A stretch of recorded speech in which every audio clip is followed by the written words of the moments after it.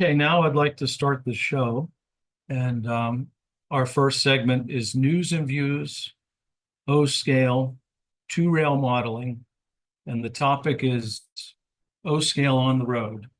And this is by David Schultz. And David, thank you for joining the show. Well, you are most welcome. Glad to be here. So tonight we're going to talk about O scale on the road, and actually the program I have, almost any scale can do this.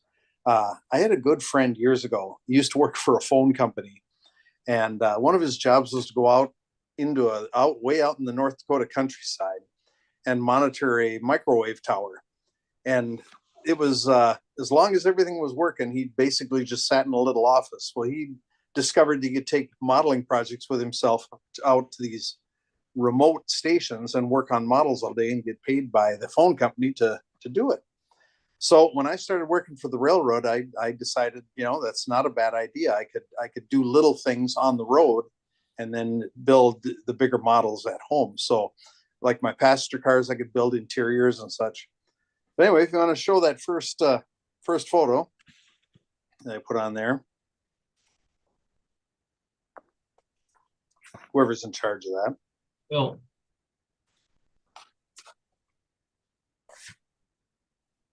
There you go. Excellent. Yeah, I like that. Anyway, go to the first photo showing the briefcase. I bought these, I used to be able to buy them at the local home store type thing, and they quit handling them. And a friend of mine said Harbor Freight has some still in stock. So I went to Harbor Freight and bought two of these for about $34 a piece. They're probably, I didn't measure them, but I think they're like 18 inches by 12 inches by 6 inches deep. And they come with foam inside. They're meant to be for drills or any power tool that you have.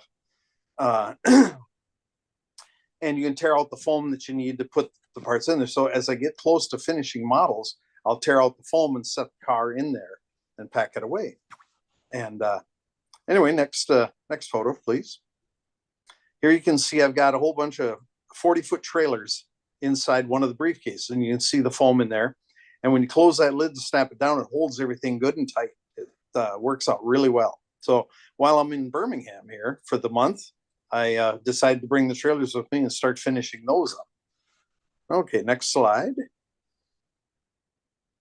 Here you can see some of the tools that I bring along. I've got my cutting pad there, some sandpaper, the little chopper. I've got a much better one at home, but it's a little big and cumbersome. This one fits in the briefcase really well.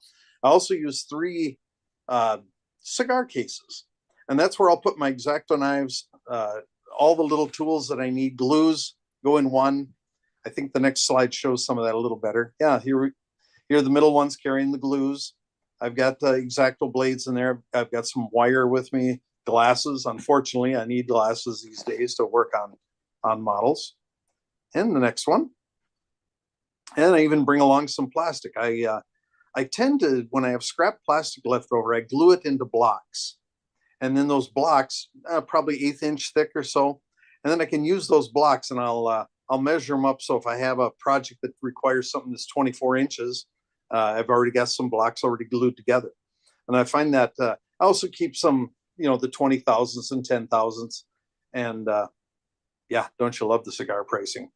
But anyway, you can glue all the plastic together into thicker pieces if you need them, or leave them in thin pieces. But anyway, one of the boxes I carry spare plastic, even some wood blocks with me.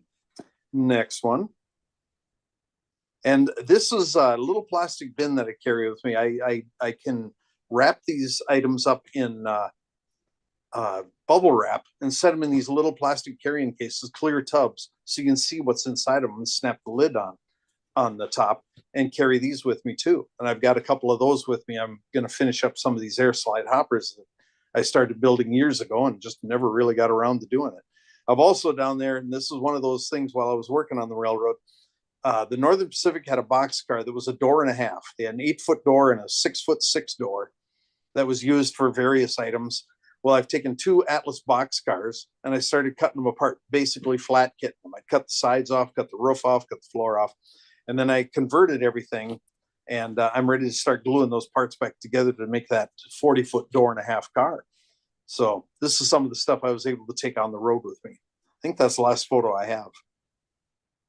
David, So anyway, it's kind of a short program tonight because I'm on the road. I was sick over Christmas because that's what you do over Christmas. So anyway, put together this little program. If like I say, these little cases, you can even find them on Amazon. They're a little more expensive. It's the first time I found where something on Amazon was more expensive than what was at Harbor Freight.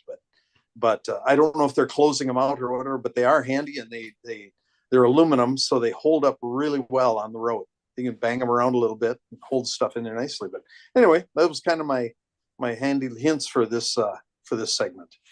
hey, David, in January of 2022, I had to go out to California, Sacramento I live in Bloomington, Indiana.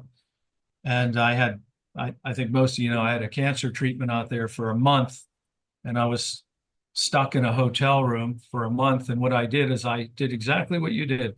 I brought materials and things, and I scratch built 2 structures. And one of the neat things about, although I'd been to Sacramento before, I'd never really tracked down any hobby shops. And yes, there still are some hobby shops out there in the world.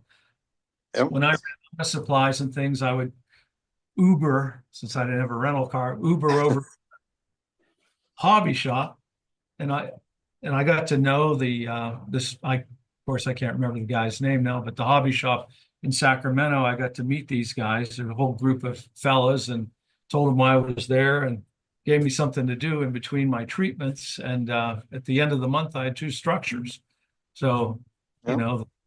It was a neat experience. Yeah, a friend of mine that I told you about in the beginning with the working at the phone company, he built a lot of models over the years. Because unless there was a problem out there with the microwave towers, that shows you how long ago the worked for the phone company. But I mean, he sat there for day after day after day, and nothing went wrong. Well, you just sat in that office waiting for an alarm to go off. Well, he'd build models. And then he said what was really slick is if his supervisor showed up, you'd hear him coming through the door. He could just slap the lid shut on that briefcase and set it on the floor, and nobody thought anything of it. But yeah, I've built a lot of stuff, like say in hotel rooms, and even just to take bits and pieces that are kind of tedious, things you have to do a lot of sanding on or grinding and stuff. You can bring those parts along, and instead of wasting time on your modeling bench, you do it while you're sitting in a hotel room. If you're on the road, like I was a lot. Works out really slick. I built a lot of stuff out of those 2 briefcases. The only casualty on my trip was the desk in the hotel room. It was a little worse for wear from all glue and paint. They probably wondered what exactly was I doing. But, yeah, the hotel asked me what I was doing because there were little scratch marks here and there where the blade would slip off the cutting pad and go across the desk, and I tried to polish those up as best I could. But they asked me what I was doing, and I told them. They kind of got a kick out of that. But I have to admit, I ruined their desk. Thank you for this evening. And this segment was sponsored by O-Scale Central. And Phil, if you have that available, we can run that now.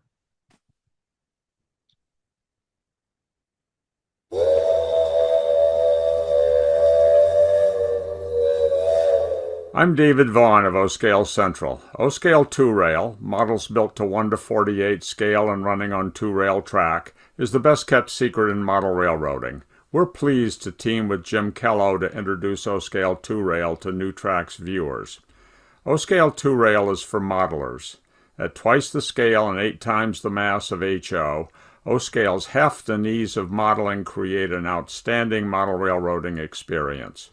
O-Scale 2-Rail modeling is as varied as railroading itself. Modern era, transition or old time, standard gauge or narrow.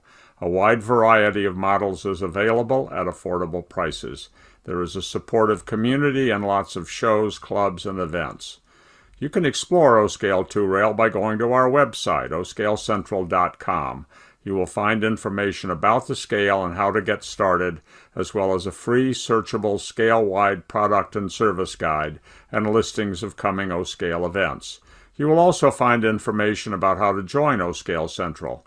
We promote O-Scale 2-Rail and support modelers in the scale.